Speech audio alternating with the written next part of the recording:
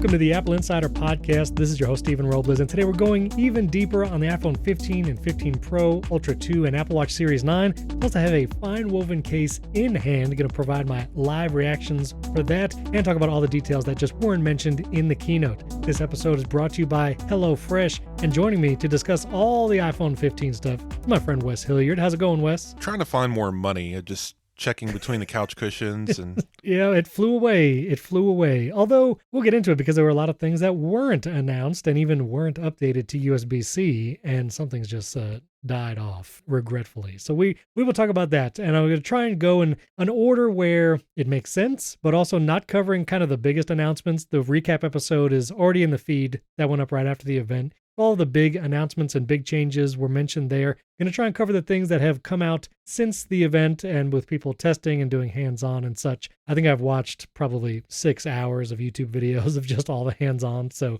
yeah, we will talk about that. No, I just want to give a couple 5-star review shout-outs. Mike Ack from USA, Sammy02 from Great Britain. He was a little offended by our biscuit talk the other day, but he stuck around. I appreciate that. And Steve Durham from Great Britain as well. Now, what did we buy? You know what? This is a great place to start. The Apple Watches. I think this has happened 2 years in a row now where the Apple Watch goes on sale immediately after the event. I'm pretty sure the Apple Watch Ultra was the same way. Then the phone pre-order is on Friday. But I ordered an Ultra 2. I wasn't going to do it, Wes. I was not going to do it because I said I have an Ultra 1. It's plenty fine. But I looked at the trade-in value for my Ultra 1, and Apple was offering $380 for a good condition Apple Watch Ultra, which is close to half of the purchase price, which is crazy because if you do like a trade-in for a Series 6 or 7, they'll give you like $25. And so I was like, it's pretty good in trade-in value. And I am very curious about the second generation Ultra Wideband chip, which maybe for copyright reasons, Apple can't say the U2 chip. Thanks, Bono. But anyway, so I did order an Apple Watch Ultra 2 and 2 cases, silicone case and FineWoven. How about you? Well, I went ahead and ordered the Apple Watch Series 9. No Ultra. I will not wear a silver watch.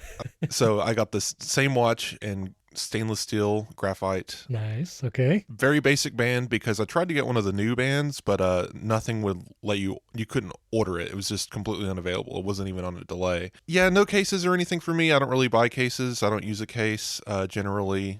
No AirPods, nothing like that. But I don't think you can order AirPods yet, can you? I think you can buy it. It doesn't ship until September 22nd, the AirPods Pro with USB-C. But we will get to that in a second for sure. I'm very curious about the Ultra Wideband chip and the S9 SIP, which is the chip that powers the Apple Watch, because the SIP has been very much the same, like Series 6, 7, and 8. Yeah. There's not been big updates there. And as far as Apple touted in the keynote, the S9 is the first kind of big leap in performance for the Apple Watch, and then allows, again, these Series 6, 7, and 8 all had the same central, like, so the same CPU. So the processor didn't change, but the package around it, the SIP itself, got updated with new sensors and stuff. So that's why they were able to incrementally increase the number. Yeah. But now we're with S9, it's actually more powerful, and there's a lot of new little tidbits in there. But I was in the same boat as you. I was like, well, I already spent about $800 on a stainless steel watch last year. Why would I bother this year? They really got to give me something that I want.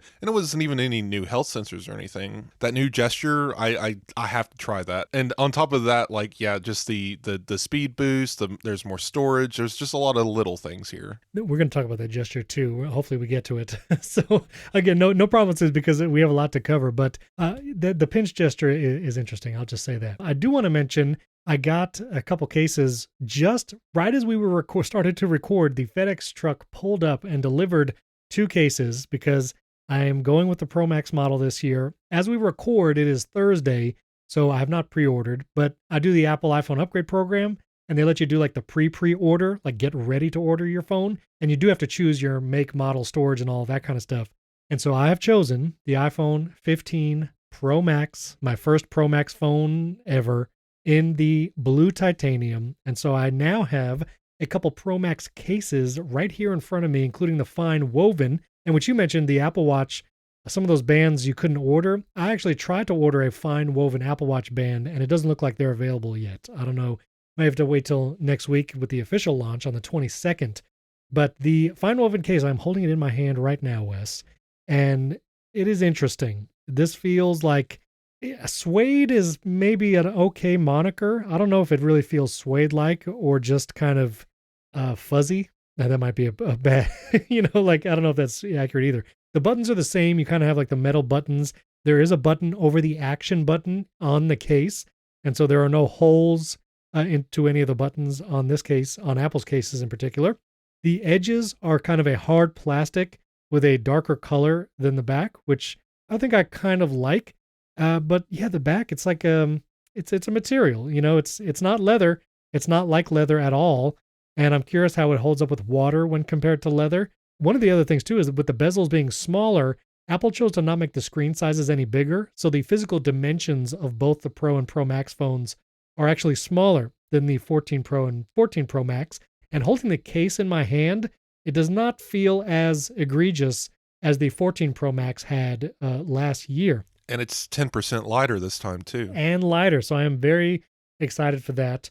So yeah, I don't think the size is going to be as big of an issue for me personally. And this FineWoven case, I mean, the jury's still out. I also have a silicone case here, and I typically go back and forth between leather and silicone. Now it'll be FineWoven and silicone, so we'll see. I have Apple Care, and there's a titanium frame now. I really don't want to put a case on this thing. I want to see how this feels and works on its own. The FineWoven case, I think, is fine. How much does that cost? How much is a FineWoven case? It's $60. The silicone is $50. See, I wonder why it's more expensive, because it can't be a material cost thing, right? I wonder if this is cheaper to make than leather. Well, I thought the leather cases were $100. The iPhone leather cases before. I thought they were 100, but I can't remember. 80 seems to be the number in my head. Anyway, so I intend upgrading on Friday as well. I'll be waking up early and sitting there refreshing the Apple Store page. Yes, as you do. Yeah, but I'm ordering the black titanium Pro Max. Titanium. Yep.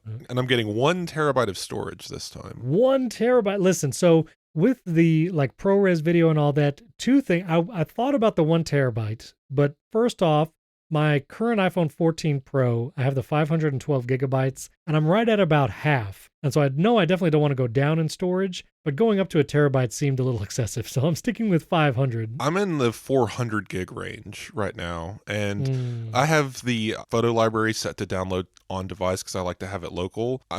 If I'm going to continue using these better photo improvements and more video and such, I'm definitely going to want more local storage, and I'm going to be testing record straight to SSD type stuff, so that'll be interesting. That is what I'm most excited to try, and also why I didn't go with the 1 terabyte version, because you can record directly to external devices, and I want to try like one of these small-ish USB-C 3.0 like flash drives. Like you can get ones that aren't even like a full stick anymore. They're almost just like a little plug basically. And I'm like, I guess you could just pop that into the bottom of the phone and record directly to that, and it adds no bulk, no cable sticking out. That sounds amazing. The Samsung, those are probably the perfect example, but I'm thinking more, I want to set up a little USB 3 dock in a backpack with a battery pack and an SSD off of it, and then run a cable out of the backpack to the phone, and then you can just record for hours. That's amazing. And I mean, I imagine ProRes, you could record ProRes footage for hours and just go right to the thing. For at least 15 minutes on a 4 terabyte drive, give or take. For at least 15,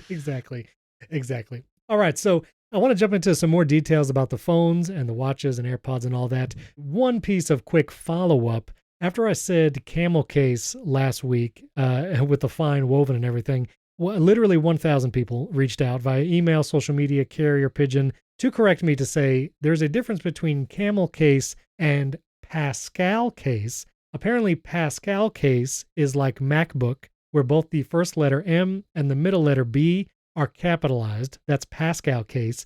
Camel case is when there's a capital letter in the middle, like the hump on a camel. So iOS or iPad, I guess iPad might be a better example. In iPad, the first letter is lowercase, but the P is capital, so it looks like a little hump.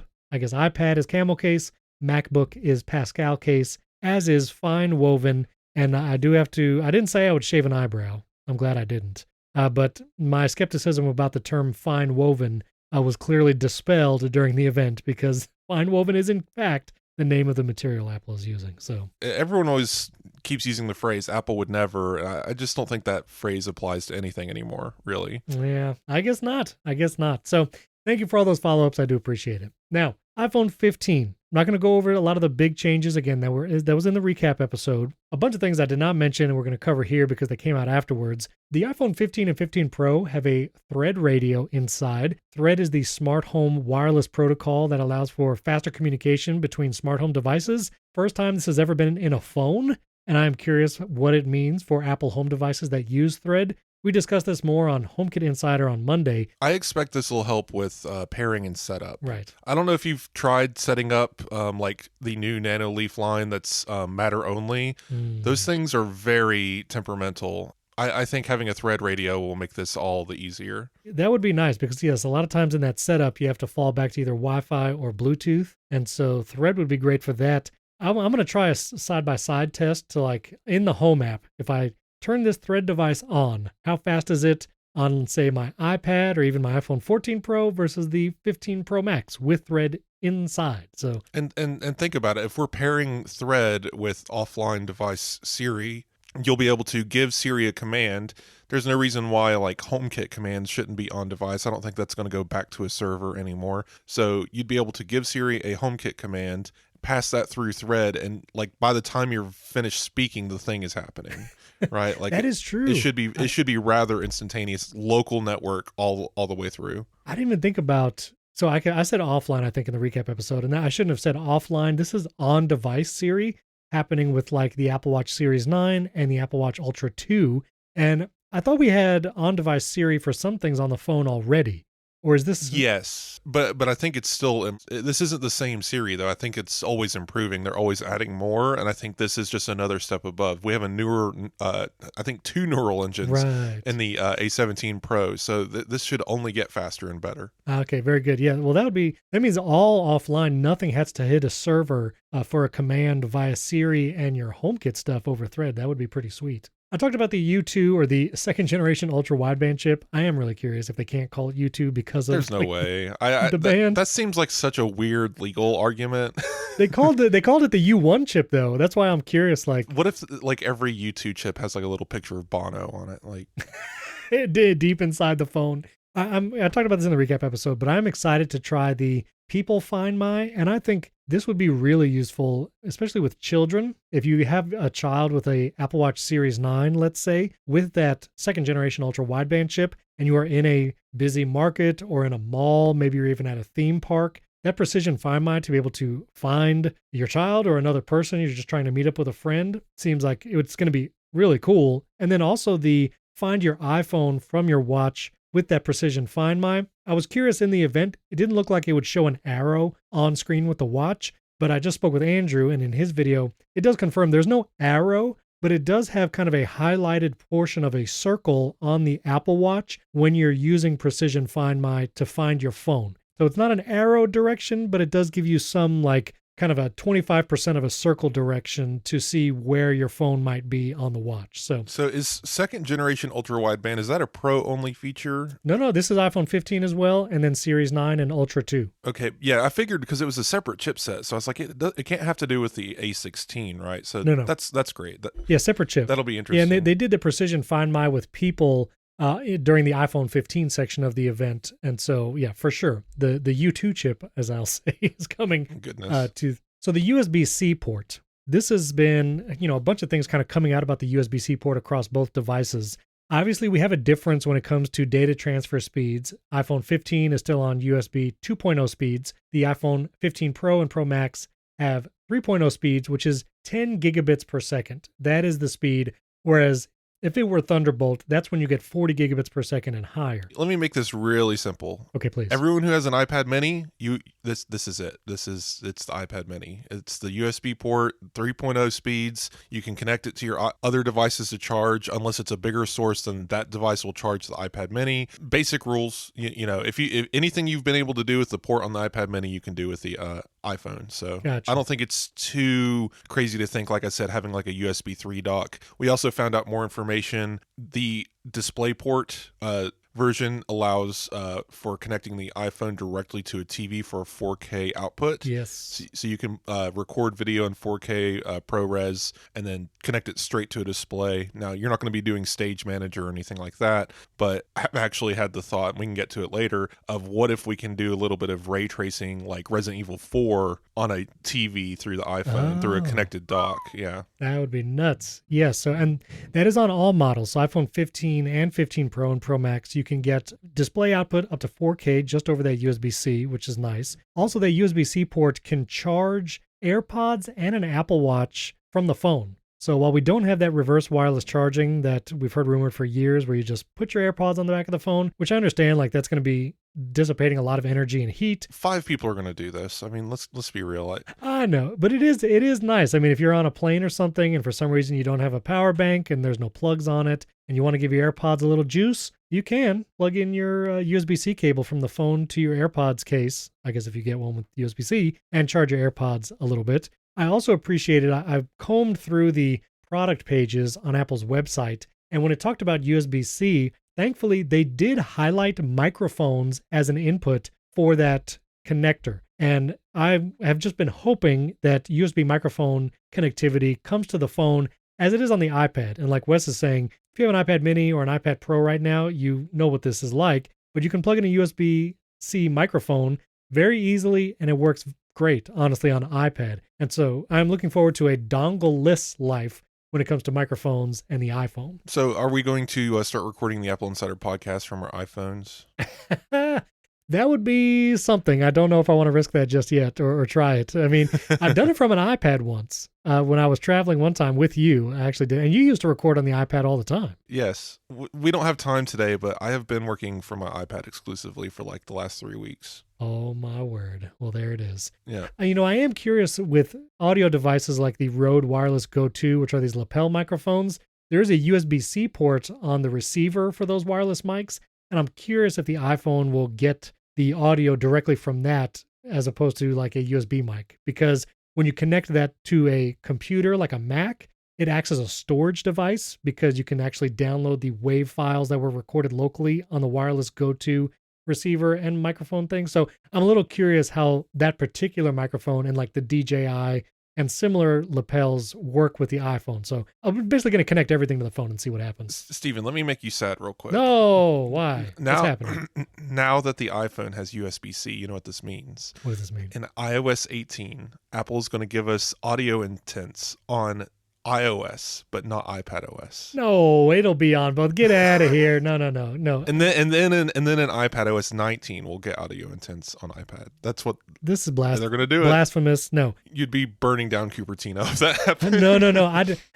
I'm not confident Apple would do this, but it would be amazing if you could just, in the settings of your iPhone and iPad, go to settings, general. I don't care how many levels down they bury it. It could be settings, general, advanced, don't go here, stop now. Like, I don't care, but just have an audio input selection, an audio output selection. So you can choose, say, a USB microphone connected to your iPhone as the audio input, and then your AirPods as the audio out. That would be amazing. That's all I want. Yeah, I feel like this has to be coming. We're inching step by step closer to this eventuality. And unlike your meme that you shared on social media of the Mexican alien dried up in a box, I don't think we're going to be waiting that long. No, not that long. In the infinite timeline of the universe, I think it has to happen. Well, sure. So we'll see. We will see. Okay, do want to talk about more connectivity. These phones, iPhone 15 and 15 Pro,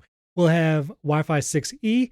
It was not mentioned, I don't think, in the keynote. But Wi-Fi 6E doesn't matter. No, people still have Wi-Fi 802.11 AC in their homes. I know. BGN, I know. Wi-Fi, yeah. Wi-Fi 6E is great for 6 years from now when everyone actually upgrades their routers. Sure. If you go to try and buy a Wi-Fi 6E router right now, the Wi-Fi system for my home would be $600. And it's just like, I'm okay. Yeah. So again, it's good that they are continuing to upgrade it, when these new standards are available. And some people use these phones for 5 or 6 years. So that's great that it's future-proof, right. But it's neat, but it doesn't affect anyone right now. Well, and also like my Wi-Fi setup, I use the Ubiquiti Unify setup. And it's, kind of more like enterprise-y, but you could do power over Ethernet for the access You've points. turned your you've turned your house into an Apple store at this point. Well, they don't sell these in the Apple Store. I mean, if they release another, No, but I'm saying like you have like iBeacons in every room. oh, And iBeacons would be sweet. No, listen, if they bring back the Airport Extreme with Wi-Fi 6E, I'm all about it. But the Unify lineup does not have 6E yet anyway, so it's not like I could even update my system. So I'm glad the phone has it. I'm not going to have it in my house. I would update mine, but Linksys still hasn't provided HomeKit, and they are so confusing in their messaging. Listen. And I will continue to beat this drum until they finally give me HomeKit on my router. I was beating that drum until I got the Unify system And then because you just gave up. like I did, because Linksys Velop, they promised HomeKit, and then like on their most expensive routers, they like no. On the cheaper ones, oh yeah, we can get HomeKit there, but not the nice ones. Yeah, I don't know what's going on over there. It was also confirmed that the iPhone 15 and 15 Plus are equipped with 6 gigs of RAM, but the 15 Pro and Pro Max have 8 gigs of RAM, or unified memory, as you could call it. This is 2 more gigs of RAM than the 14 Pro and Pro Max. So It's more RAM. RAM is always great. I mean, on a device like this, all it really means is that you can have more tabs open without refreshing them. I understand that like the need for RAM, but also developers target the wider user base, so they're still going to target 6 gigs. I don't even know if they're targeting 6 these days. I think they're still targeting 4 for the most part. So it's fine. Please step in, guys, and start actually taking advantage of all this hardware, please. I know a lot of the nerdier apps definitely target like, yeah, we just started executing iOS 16 only this year. Great. Target the things that you can target with that, because it is kind of getting a little silly that Apple comes out with features that people don't use for 2 years. Okay, so now let's get to the action button on the 15 Pro and Pro Max. This was rumored. It came true. No more mute switch, which again, I was hesitant about before the event, but now that I've seen it in action, I'm interested. I want to try it to know more about it. But the action button, again, the mute switch is still on the iPhone 15 and 15 Plus. So the action button has just come to the Pro models. It is a hold to activate whatever action you have. So a bunch of videos on YouTube show the action button in action, pun intended. If you just tap it, you just press the action button, it will tell you what it does, but it doesn't activate it. And this is to prevent false positives, like if it's in your pocket or in a bag. So you actually have to hold it for a second or two to actually get it to do whatever function you program. And then from there, it could be the mute. It could act as the mute switch, muting or unmuting your phone. It could also launch like voice memos. You can launch a focus mode. You can launch the camera in a particular mode, like if you want to go straight to video or straight to portrait mode. So you could program all that. And thankfully, you can program a shortcut with the action button, which will be that will immediately be what I do with it. And Apple is actually encouraging developers to develop app shortcuts, because app shortcuts automatically appear in the list without you having to personally go and add the app shortcut to your library.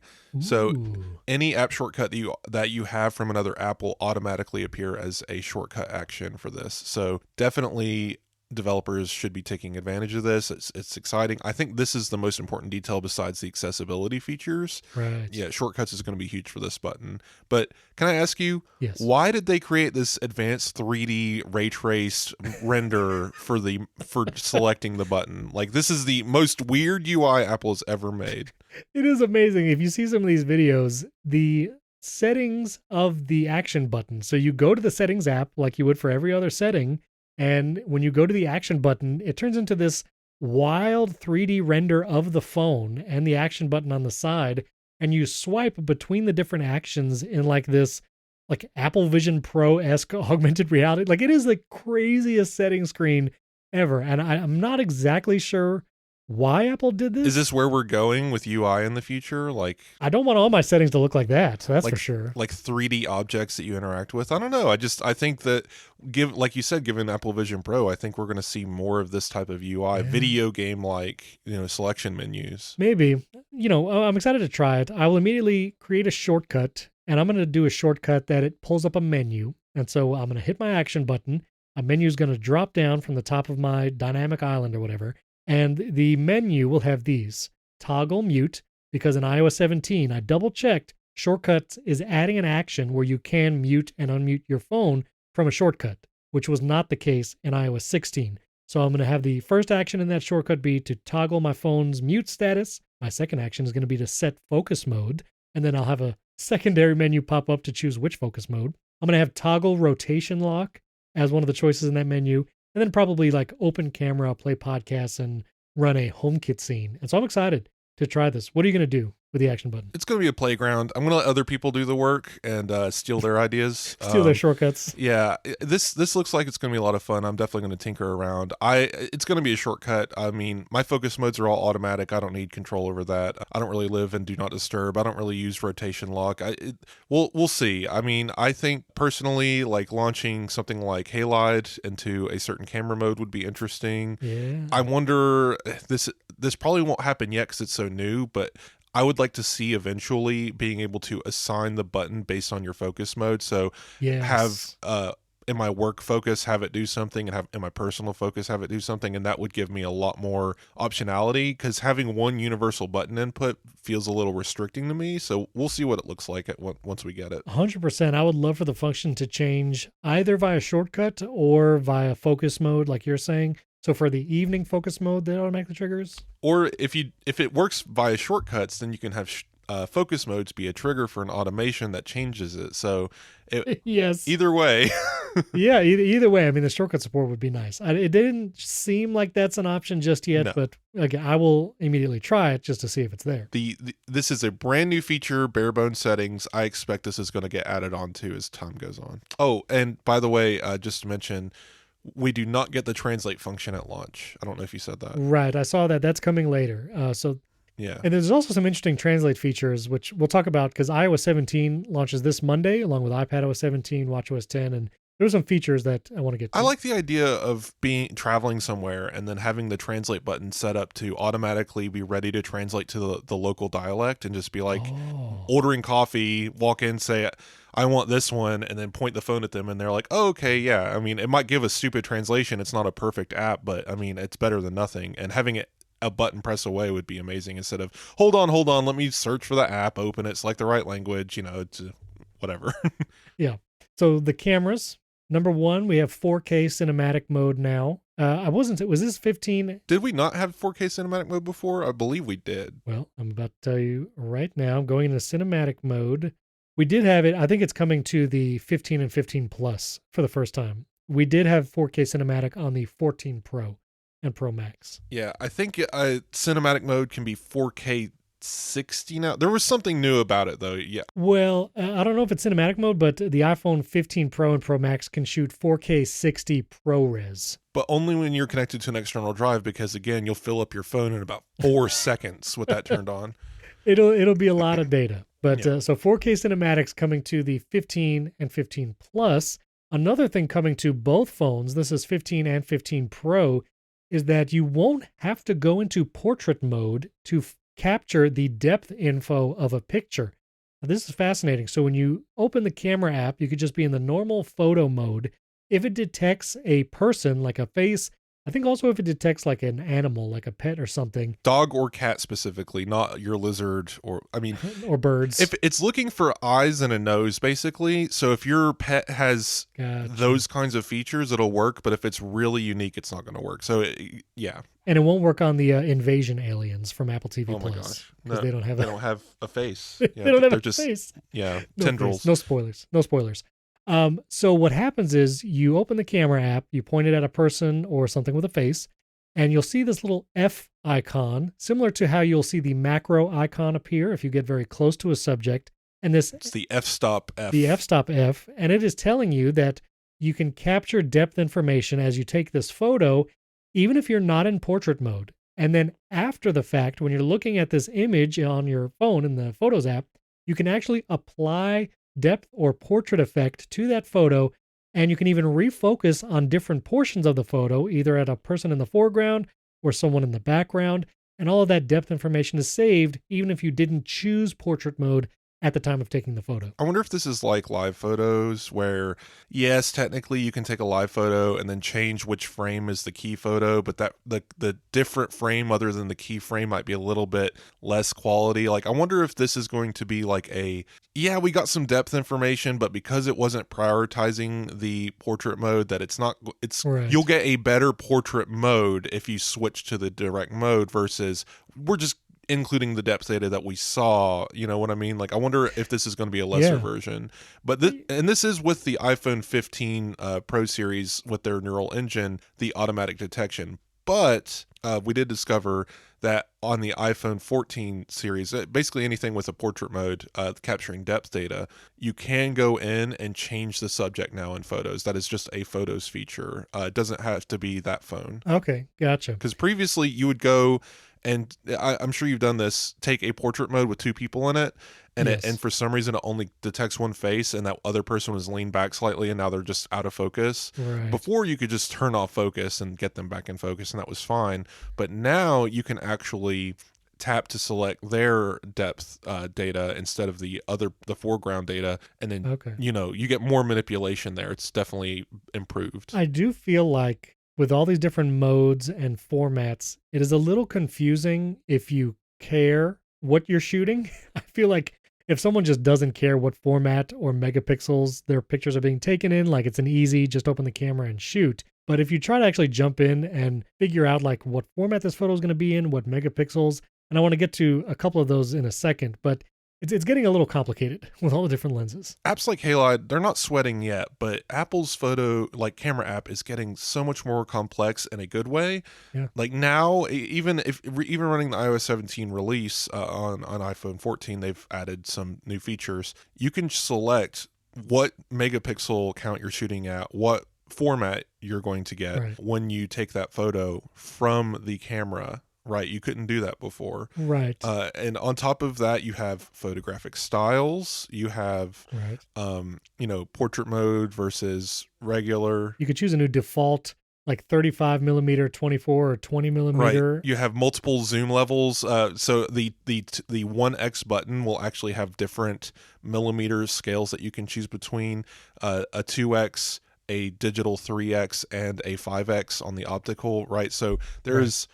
Apple said 7 cameras in your pocket, but include all of the options, and you're getting into 100 different things that you could set up. And for an OCD type photographer who's like, I want to get every possible angle and creation of this scene so I can take it back to the photo lab and edit it, you're going to be there for an hour toggling every setting and trying every different thing. It's crazy. The only major feature that I still go to Halide for, and I'm not like a pro photographer with my phone, but I do like their manual focus ring, which there are some times when my phone just will refuse to focus from the default camera app. One of such recent situation was I was flying, was trying to take a picture out the window, and the phone just refused to focus in the distance. It was focused on the actual like plain window. I think it was like a little dirty or scratched or whatever. And so it refused to focus beyond the window depth. And so I jumped over to Halide, and you can then manually adjust that focus. But I could see Apple adding a focus ring pretty soon too. I would hope so. That's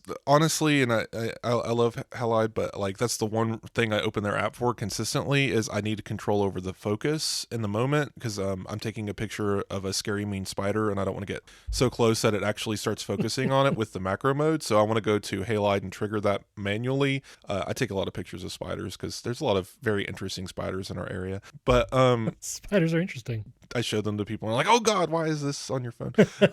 But anyway, but I mostly live in Apple's camera app because it is just good enough. And I want I appreciate like the different file formats that other camera apps offer, but I actually prefer and use Apple's formatting and color recreation and stuff. So I tend to use their app. And like this image I posted in the notes, like that's a macro image of the back of a flower, and it's on a tall vine, so it's blowing in the wind, but I'm still, everything included, able to capture that straight from an iPhone sensor on the iPhone 14 Pro. And like, I'm just really impressed. Like you, I'm not really a professional photographer, but I definitely tinker, and I'm excited to see what we'll be able to do with the 15 Pro Max. And I think I'm going to be doing the review for the device, so there will Ooh, be a nice. photo compare between the 14 Pro Max and the 15 Pro Max for sure. Very nice. This is a good photo too.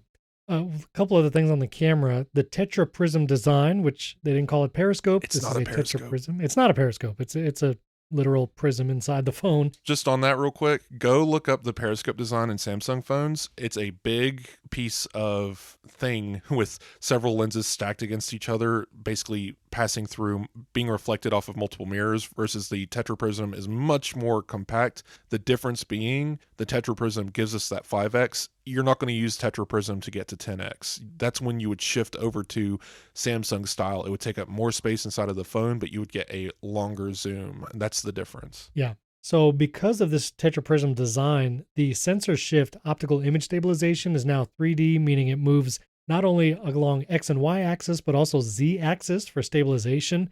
And Apple is calling it the most advanced stabilization system with as many as twice as many micro adjustments. So like thousands of adjustments per second, which is just wild. And so when you zoom with something, especially handheld, if anyone's ever used a telescope, any slight like breath will change what you're looking at instantly. And the more you zoom, the more that is.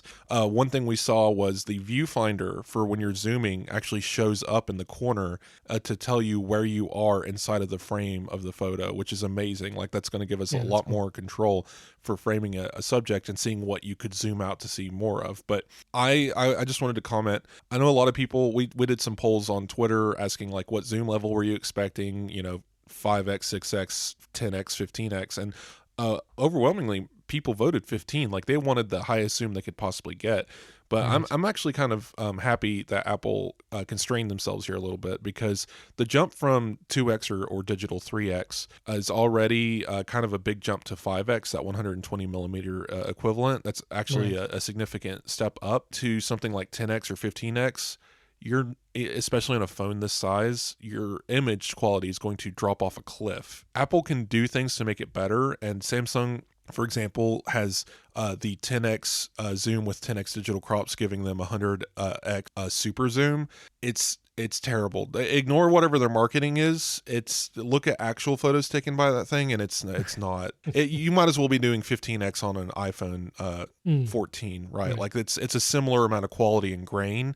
You're just, wow, I can get so much closer. Great, but what are you actually getting out of that image? Like, are you trying to like? You're not going to get anything practical out of that image. Now you might be able to read a sign far away, but you're not going to take a beautiful photo that way. But Apple leaned more towards practicality of, here's a 5x zoom that's actually useful and will give you, hopefully in good lighting, quality photos you might actually print out and hang on your wall. So that's I'm glad that they didn't jump as high as they could on this. Right.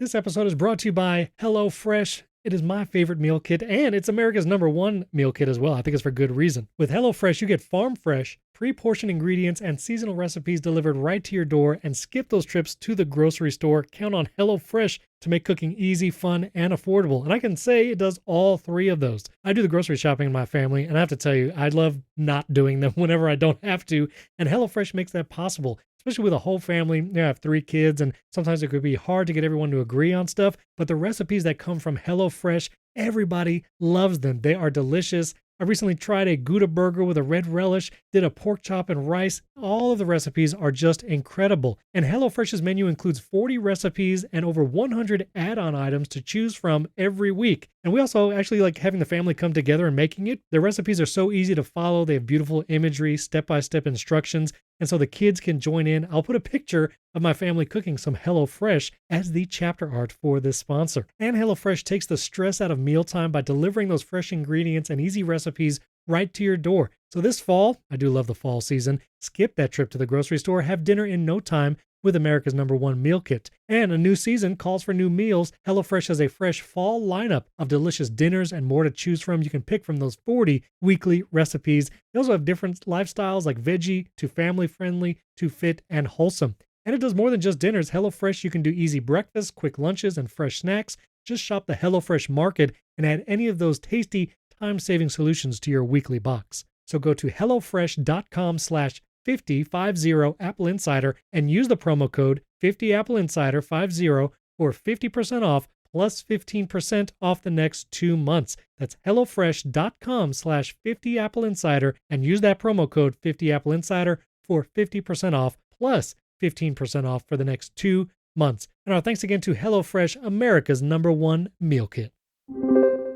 And last word on the camera, a couple new formats that I think will actually be pretty useful. You can now shoot ProRAW 12 megapixel. So on the iPhone 15 Pro, well, and now actually the 15 has the 48 megapixel main camera sensor. But previously, if you shot ProRAW photos on the 14 Pro or Pro Max, it would default to a 48 megapixel image because that's using the entire sensor. I'm pretty sure you could shoot 12 megapixel ProRAW, but maybe I'm wrong. I'm going to look right now. The new thing is 24 megapixel HEIF. That's the difference because, and this comes with the 15 and 15 Pro. You are correct. You can shoot 12 megapixel ProRAW on the 14 Pro right now with iOS 16. And so I'm not sure if that is on the iPhone 15 or not, but it is. It is. Okay. There's like 17 selections in that menu now. Right. So the HEIF, which is the lower size file format while still retaining much of the quality, is what you could not shoot a 48 megapixel HEIF format on the 14 Pro and Pro Max on 16, but you will be able to use that format on the 48 megapixel size, so you can get 48 megapixel photos at a much more reasonable storage size than using the ProRAW before. So the breakdown is basically ProRAW. Everyone knows if you're shooting a raw image of any kind, and Apple's ProRAW is a specific format made by the company. Right. ProRAW is every piece of information: the lens, the curvature, the zoom level, the light detail, what the image saw before it computated at the output image is in a package file inside of the image format, giving photo editors like Darkroom the ability to basically retake the photo inside of software and let you edit every single detail. And it's this huge file package. And on top of that is a HEIF file. Get rid of the ProRAW and basically allow, instead of holding back the processing, allow Apple to do the full stack of processes, edit the image, output the full HEIF without the ProRAW package. And that's the final detail you get. Much smaller, much more reasonable file size in 48. But the default now, instead of being 12 megapixel like on the iPhone 14 Pro, because basically we would get 4-way pixel binning on the 14 Pro and Pro Max to get you down to a 12 megapixel image that was really sharp and really, really good. 12 megapixels is what iPhone has been at since iPhone 6S or something. Right, yes. But now we've finally increased the default megapixel count. And this is really important because even on iPhone 15 standard, because it has that 48 megapixel, but across the whole 15 line, you take a photo, by default, you get a 24 megapixel HEIF, which actually uses the full 48 megapixel frame and then uses like basically pixel binning, right?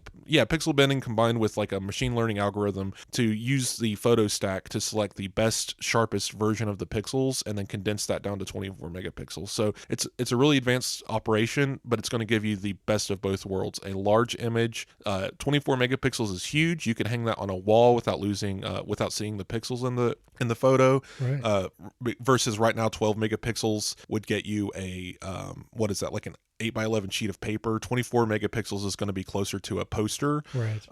Without ruining your resolution or data. Like these are going to actually be viewable on televisions even more so than previous iPhone pictures, as long as you're in good light and you're not going to have a lot of noise. But right. I think this is an important step up, and I don't think that many people are recognizing it other than maybe the Halide team. So I'm excited to see how this works. Halide team has been great, kind of posting what they discovered in like the beta for iOS 17 and what they can ascertain from Apple's information of the cameras on the website. So they're a great follow if you want more information on that. And once we get these phones in hand, we'll talk more about the cameras, of course. No color-matched braided cables. That was one of the rumors. All the braided cables appear to be the same whitish, light gray color. This was not mentioned in the keynote. I kept talking about we would see these updated with USB-C, but the MagSafe Duo and Apple MagSafe battery pack appear to have been discontinued. They totally left Apple's website. They were not mentioned at all during the keynote. And with the now Qi 2 charging on the iPhone 15 lineup, which will offer 15 watts of charging wirelessly to third-party accessory makers of MagSafe devices. Maybe Apple doesn't need to make their first-party ones anymore, although I really like them, so I'm going to miss them. I wonder if the MagSafe battery pack will come back because, as some pundits have said before, Apple having a battery pack in its lineup is kind of admitting that their iPhone can't make it a full day. And I wonder if they might back away from that product altogether, because there's plenty of excellent options by third parties. Apple's MagSafe version with improved efficiency was definitely the best choice. Like, I preferred the MagSafe battery pack, but it's a loss, but I don't think it's a significant loss. I think QI2 is going to definitely give us more options in this category as well. So we'll see what happens. Yeah, one of my biggest things is I tried multiple MagSafe battery packs from Anker and Mophie, and they're good. And I think with Qi 2, they will get better. The one thing Apple's MagSafe battery pack did best of all was not getting hot. Yeah. Even as it would totally expend the battery and charge the phone as much as it can, it was not hot to the touch. It got slightly warm, but nowhere near the level of other Anker and Mophie battery packs that would literally feel hot to the touch and still not offer that much faster charging. Yeah, it's definitely the best out there. But if you're going to be playing ray traced Resident Evil 4 on your phone, you might need to get one of those battery packs with a fan on the back of your phone. Yeah, just plug it into the wall, please. Yeah. Like that's not. Okay, real quick, last on iPhone, so we can get to some iOS 17 and watch stuff. But the colors of the phones on the 15 models, those pastel colors, pretty much panned out to what they are.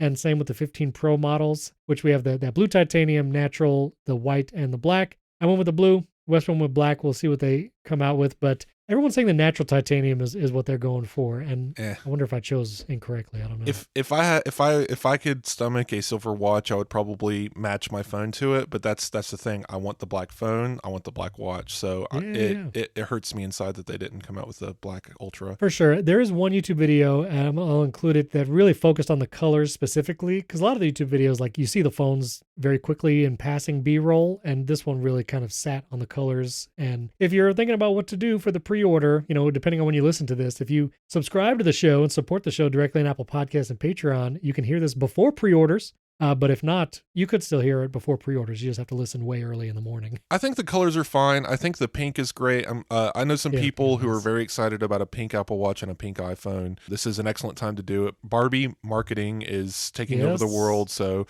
some people are like, oh, Apple's in the Barbie thing. No, I think they just had pink in the lineup. But it's definitely cool. I'm excited for pre-order day. This will be fun. I'm actually roped my girlfriend into signing up for the iPhone upgrade program. She's going to get an iPhone 15. So we're all set up. We're going to be waking up at 7:30 in the morning and hitting refresh until 8 o'clock and see what happens. So I usually start hitting refresh around like 7:55. Yeah, that's a better time. Because it doesn't open early, in my experience. Let me fix that. The only reason to do it earlier is if you're going through a carrier, because I've had Verizon start selling at like 7:40 before. The last time I went through a carrier was for like the 6S Plus. And it was not a good experience. Yeah, I'm no longer doing that. I'm full on the iPhone upgrade program. The fact you can completely fill out all the forms and get approved for your loan before you even order it is great. Yes. Like I really hope I get day one, because the secret's out. Everyone knows that you can do that now. So right, we'll see. Exactly. And I wanted to point out this watch face real quick. Yeah, I see it. Have you seen this watch face floating around? I know people were asking about this watch face to see if it will come to Series 8 and older with watchOS 10. It's on my watch right now. I'm using it. Oh, well, this is a screenshot of my watch on. Right. Okay. So it's the solar analog, and it is a absolutely beautiful face. Like, this is probably my new favorite watch face. The second hand casts a light and a shadow, and you can set it up to change basically brightness throughout the day. There's a lot of very nice colors. Yeah, I highly recommend this. Nice. And you can put a complication on it, but I don't care about complications as much anymore because of the drawer of widgets. So yeah, very, very nice face. I just want to point out this does exist, and it is on older Apple Watches. And the same with the modular Ultra face, which Apple talked about during the Ultra 2 part of the announcement. It will come with watchOS 10 to Ultra 1 generation, so you can get it on that. Nice. Yeah, Apple's not that stingy. I mean, the only thing that they're stingy about, I think, is the Hermes and faces, and you have to spend $3,000 on a watch to get that. So right. We don't have a lot of time to talk about Apple Watch specifically because I do want to talk about the iOS 17 features I uncovered in the 18-page PDF. But like the reason why we're upgrading, we can cover that real quick. Okay, the reason why I'm upgrading, which we talked about a little bit in the iPhone section, but the Ultra Wideband Generation 2 chip, I think, and the S9 CPU or the SIP, I think is going to be a pretty significant difference, along with on-device Siri. I think those are the biggest differences. No new health sensors this year. Right. Screens did get brighter. So, if that was something that means something to you, and also dimmer, go all the way down to 1 nit on the watches, which is pretty cool. So that's why I got them. I am actually very interested in this gesture. I think it'll change the way we can use some apps. Commercial for it is cute, but I think they were over exaggerating it. I think you're going to be able to just do a couple little taps and that'll be enough. So I want to play around with this, but if you can get this to work without being, too ostentatious about it, you don't have to lift your whole arm up in the air and shake it in front of everyone to see that you're doing a gesture. But I think that'll be interesting for controlling certain functions of the watch. I do want to mention too on the gesture, because I mentioned this in the recap video, there is the accessibility feature, and someone on social media, I forget who it was, talked to someone at Apple, and much like the mouse pointer that was in iPadOS as an accessibility feature, and then trackpad support came to iPadOS natively as like a quote unquote like default feature, that is how Apple viewed this gesture. That the accessibility pinch and clench that you've been able to do on Apple Watch for years, or at least since last year. I don't know how long it's been, but that was part of the reason why Apple is bringing it kind of to the foreground for Apple Watch navigation. And the reason why it's restricted to the newer watches, though, is because everyone's complaining, like, why can't you bring it back? Why can't you do this? It really is a improvement on that system. This isn't the accessibility system. They've built on top of it, and it requires improved neural networks to work accurately every single time. Versus, like, the accessibility feature, I think, is a little slower and takes a little bit more of a very specific kind of pinching gesture. Like you have to be very intentional. Yeah. Versus I think this one, they built it to work on a consumer level where everyone's going to expect it to work every single time. And they're not going to want to fiddle with it. And I think it needs that accuracy and the improved neural engine for it to work. So. And I will say Jason A10, who's been on the show before, he was there at the event and he described this as definitely feeling different than the accessibility feature. I've used the accessibility feature when I've wanted to like capture video of me doing something on the Apple Watch, and I'm literally holding my phone with the other hand, and I've used pinch and clench, and it is good. It is not hyper accurate. You do kind of have to have exaggerated gestures at times. So I imagine, like you were saying, Wes, this will be a little more user friendly or a little more quick to respond. And there is a difference where in the accessibility settings, you could set like a double pinch to be select what is on screen kind of thing. And you can see a blue highlight of what the Apple Watch would then select with that double pinch. This feature is going to be a little more proactive using, kind of in this app, this is the action you would probably likely take, like ending a call or selecting, marking a to-do off. And I imagine this double pinch will be a little more intelligent about what action it wants you to take, as opposed to the accessibility feature is more like you would need a clench to like scroll down and then a double pinch to select. I think this will be more of like a one-step process for actions that are commonly used. So you have a list of iOS 17 features. Yes, I do. That you went through Apple's 1,000-page PDF and pulled out everything that you could find that we haven't talked about yet. Not everything, but yeah, go ahead. I found that PDF kind of hilarious. It's just like this just word wall of here's everything, and it's. I don't remember Apple doing this before, and so I will link it as an 18-page PDF where Apple says all the updates coming with iOS 17. No imagery, like just plain text. Just text, yeah. Just text on a PDF. It also does specify what features are not coming at launch, namely the Journal app. Gosh, they were rubbing it in our face the whole keynote. The Journal app was all over the preview. Give me the app. I just want it. It was sad. And also things like the catch-up arrow, unfortunately, is not coming like in the messages for group messages. That'll be at a later date. They say later this year, not next year. So I imagine we'll come up with like a 17.1 update. Maybe in October. And there's a new Apple Watch playlist that sounds interesting. I think it lets you see all of your favorited music, so that'll be cool. And so I will run down these quickly because these are just the few things that I saw that I was not aware about before that I forgot. New ringtones are coming in iOS 17. I think it's like 22 ringtones and text tones, which is nice. Proximity login for Apple ID. So not only will we be able to log in to your Apple ID and iCloud.com with a passkey, but also proximity login. If you have other devices around, you'll see the little cloud pop up like an Apple Watch pairing, and you'll be able to sign in just by scanning it with your phone, which is Still pretty cool. sounds cumbersome, but Still sounds cumbersome, but honestly, logging into iCloud.com is like cumbersome. So anything that might make it faster would be nice. fair enough. iCloud photo syncing, Apple is saying this is going to be improved. They added a toggle. It's a button. It says sync now. That's what they did. Yeah. Sync now. Yeah. But they do say that apparently it'll pause less in the background. So remains to be seen. Like maybe it'll be faster. With the camera app, you'll be able to lock white balance, this is a huge deal because typically when you tap and hold in the camera app, it locks focus and exposure, but white balance could still change. And so if you were like panning a scene or moving between clouds, the white balance would often change and your video would just look totally different. So love the ability to lock white balance. Also the Translate app, which this might be coming later, as Apple said, a lot of these translation features are coming at a later date. Live camera translation, which if listeners remember the old Word Lens app, where you can just point your camera at another language and you see it change live in the camera viewfinder. Yeah, then Google bought it and ruined it. And they, honestly, yes, true. so that'll be coming with the iPhone. Improved screen time controls, which I'm very skeptical because anytime Apple messes with screen time, I feel like it does not make it better. But we're going to see. They say improved screen time controls. There says in this PDF there's new shortcuts widgets, and I looked on my iPhone running the iOS 17 release candidate, and I did not see new widgets. So I mean, the only widget that I'm aware of is they added a 2-stack to the single square. Right. Yeah. So I mean, I think that's it, unless they mean something else. Yeah, I just see the 2-stack. So that's that.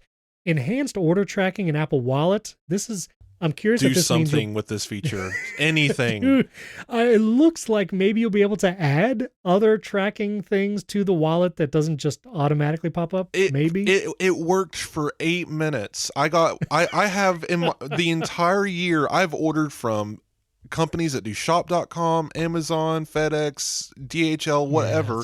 And it goes through my Apple email. I use Apple Pay, all the checkboxes. I am doing the thing. Nothing has shown up in the app since like one order that I got shoes from Adams, right? The Adams shoes. Right. And I have a receipt for that in my little order tracking box. That is the only time it worked. I ordered another pair of shoes from Adams and it didn't work the second time. Like, I don't know what's happening there, but Apple, fix it. Make it work. Yeah, I don't know if it's a merchant thing or Apple thing, but yes, I totally agreed. And last couple things, Apple Cash, you'll be able to set up recurring transfers. Like if you wanted to do allowances for kids or some kind of just recurring payment to someone, you can set up Apple Cash recurring transfers. And then also, I thought this was very cool. I had no idea about this. I don't remember it from the WW keynote, but you'll be able to do video search. So if you go to Spotlight on your iPhone, you'll actually be able to search for a scene or a people, like by a face or activity. And not only will it show you photos that it thinks recognizes what you're searching for in, but it will actually show you videos. And when you tap that search result in Spotlight, a scrubber interface will indicate where in the video the search result appears. This is wild. I don't know why I didn't hear about this before, but I am very curious about trying this out. They've been doing a lot more video surfacing information, right? Like the Faces app has been trying to pull faces from videos forever, and every now and then it kind of works, but it's been broken.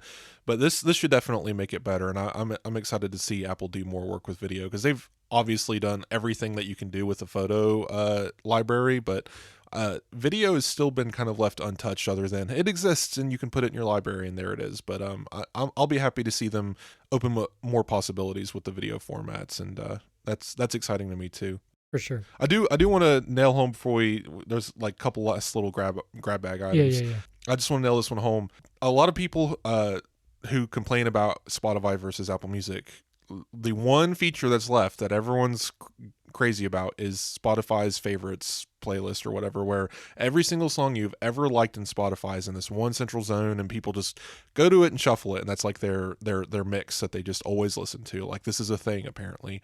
Apple Music's finally getting that. I don't know why it's delayed. I don't know why this is a complicated feature, but yeah, that will eventually be here in iOS 17, that you will be able to have a favorites playlist of everything you've ever liked on Apple Music. So if you if you don't use the like feature much, I would recommend getting out there and liking some music. And I think Apple's slowly chipping away the pieces of what Spotify has over Apple Music. And of course, lossless audio and Dolby Atmos is a big win for Apple right now. But the more base features underneath that that they can chip away from Spotify, the more people I think will migrate to Apple Music. So that's exciting.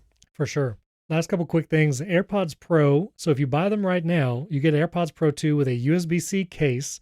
It seemed like the only difference was the case, but apparently these slightly adjusted versions of AirPods Pro 2 will enable lossless audio with Apple Vision Pro.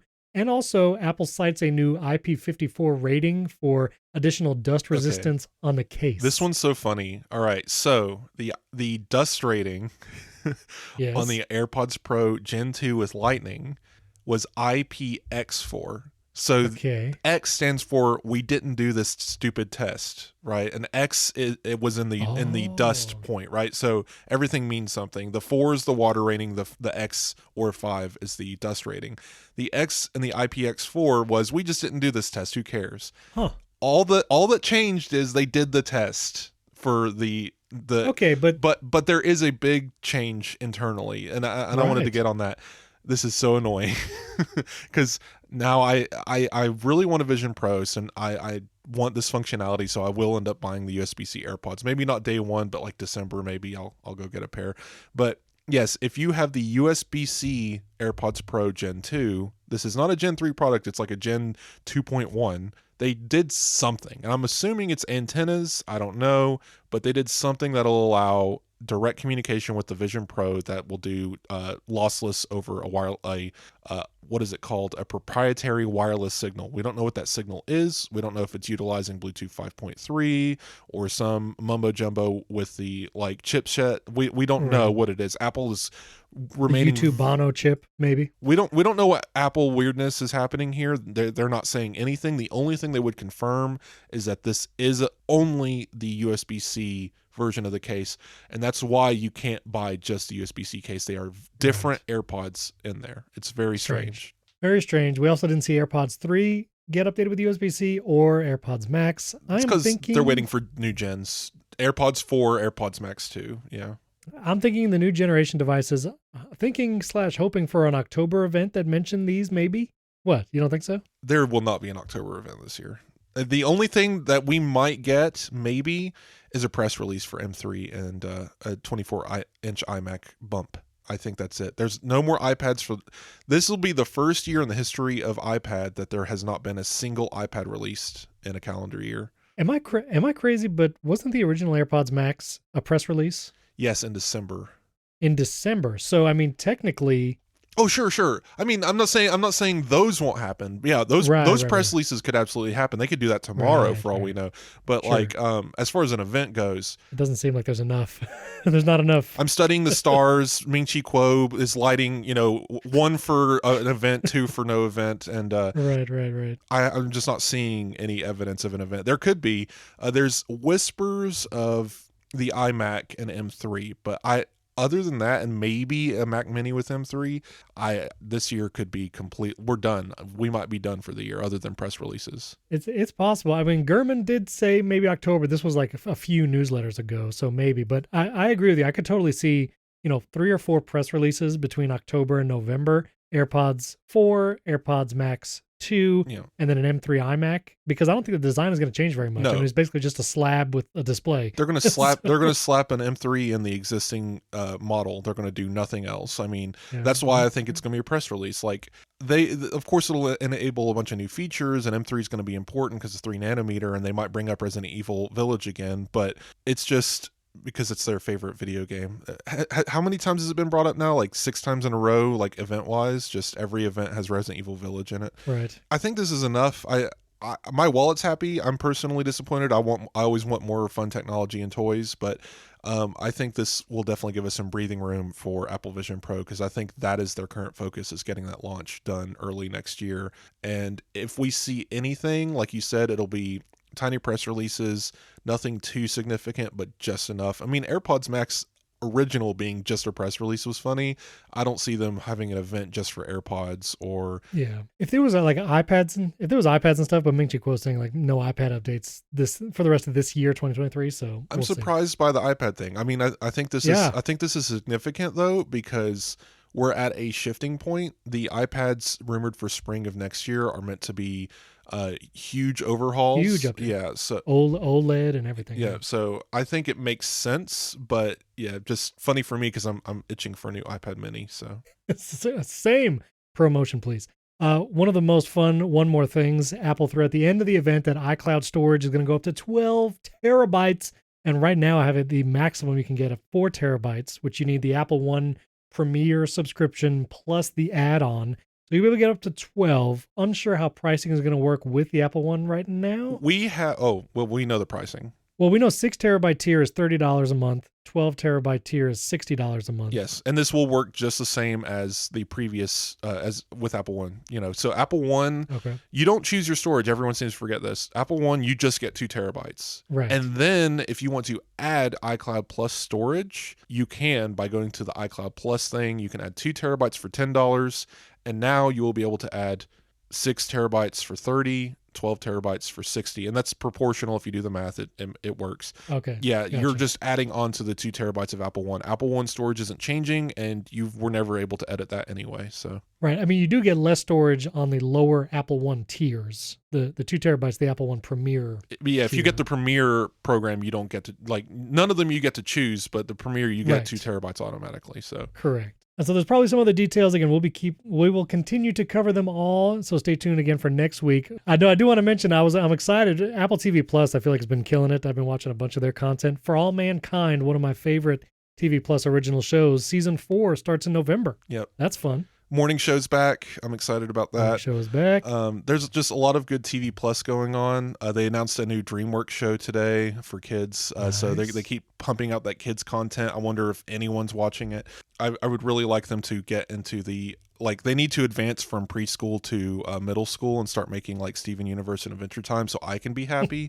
I do want to mention we have an article that talks about all the older devices that Apple hid in the background during the event. And I just totally missed most of these, but they have things like a Bondi Blue iMac in the background, a Macintosh SE, an original iPhone on one of the tables, and that's just amazing, an iPod Hi-Fi right in the background of the. Yeah, there was an ancient Mac in the back corner of one of the shots. I did see that one. Very cool. Go back and find those Easter eggs. That's always fun. Yep. No Craig Federighi, where we're all very sad about his absence. Yes. I believe he might be deposed at a Google court case. Go read about that. Oh. No, I don't think he's part of it. Who's Phil Schiller? Anyway, there's 3 executives at a Google antitrust case. That's a whole thing going on right now. Sheesh. But I did want to ask you a couple quick lightning round here. Wait. Should we say USB-C round? Because there's no more lightning. Oh, just kidding. Boo. Okay. Podcast over. I'm not asking anything anymore. No. Okay, go ahead. What is it? So we had 2 superfluous video parts of the keynote, right? So we have the opening video and the mid video. What are your opinions about the opening video, the birthday themed video? Typically, Apple saves the tear-jerking videos till like the first third of the event. And so having it right off the bat, I was like, it was almost a shock because it had like this titanium, like super vibey intro music and kind of just like graphic imagery before the event starts. And then to jump right into like, this person almost died. This person almost died. Yeah. It was just like, because they started with the happy birthdays and the happy people, and I'm like, oh, this is going to be cute. And then it's like, this person survived because of Apple Watch. I'm like, oh, it's one of these. And I mean, I'm human. You get teary eyed and stuff. I'm like, absolutely. Yeah. And it's like, I'm not going to be able to watch the event. You guys are ruining me here. I enjoyed hearing about those stories, and it is incredible to know that this stuff actually happens. It did feel like, this is really heavy to start the event. Yeah. I love that Apple is sticking to this messaging. As a fan of Apple, I enjoy seeing it. I wonder what the average person thinks of videos like this. Do they care? Do they think it's cheesy? Do they think these people are actors rather than real people? I just wonder what the vibe is around the world, because there's 800,000 people watching the YouTube live stream. What are people thinking of this? But I enjoyed it. I'm glad they did it. But then we have the middle of the road. You get to talk to William about this next week, how he absolutely despised it, wanted to set fire to it. He wrote a teardown article, and he's never going to watch anything with Octavia Spencer in it ever again. Oh my goodness. Like he just refused, I don't know if you saw this article. He did not like this video. I want to know your opinion, Stephen, without ignoring William as we always do, because we know he just read the script and that was enough. Well, that's good.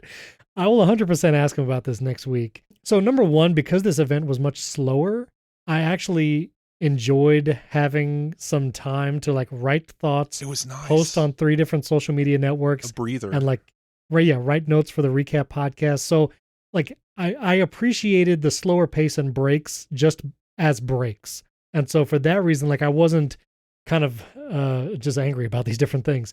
Octavia Spencer, during this little ad, I think she was hilarious. Like, she's an actor. She's great. Right. It did feel long. Right. Obviously, Apple is no stranger to self-congratulatory type videos, but this one did feel especially so. I think one small change, swap the environmental video with the tear-jerking Apple Watch and SOS life-saving video, and I feel like both would have felt better. Like opening. I think the only reason why that wouldn't have worked is because they were talking about new products in the environmental video. They would have had to have tweaked it, of course. Yeah. But me personally, I'm okay with it. Like I'm not really opinionated either way. It was fine. It probably didn't belong in the keynote. It could have been shorter. The writer strike is very much on, and they clearly hired some scabs that were not as good. Like I feel like the dialogue could have been punched up. Tim Cook could have probably used a little bit of polishing. Like otherwise it was fine. It was cute. I think it's a good way to represent this stuff. We need to get these kinds of messages out there, and a slideshow of charts isn't doing it. So maybe Octavia Spencer playing Mother Nature will. And I've seen a lot of positive reaction, way more than I expected. I thought this was going to be like a cringe fest, everyone hates it, like set the internet on fire type thing. But no, there's a lot of people arguing like, no, I loved it. This is great. Do more, Apple, please. I'm actually pretty excited by that, because I want to see Apple play more in this field. I want them to be more self-aware. I want them to be able to have these harder conversations in ways that people understand. But I think the tone might have been off ever so slightly, and the placing in the keynote did drag it to a halt. So this was a good first attempt. I'm interested in seeing future attempts, but I'm not with William here. I'm not sure that it should have been like a separate YouTube video or something, or like a post-event like credit scene or something, but it was definitely odd that it was there. Yeah, I didn't hate it as much as William, but I'm going to love to hear him talk about it next week. And it'll be great. Yeah, so it was interesting. Anyway, let us know what you think. You can message Wes and I on various social media networks. All of our handles are in the show notes. Support the show to get early access. This way you can listen to it before pre-orders open. Know exactly what you want to choose then. You can do that at patreon.com/AppleInsider or directly in Apple Podcast. Thanks so much for tuning in. And next week, there's going to be a bunch of reviews for the iPhone 15, 15 Pro out, Apple Watch Series 9 and Ultra 2. Keep an eye on AppleInsider.com.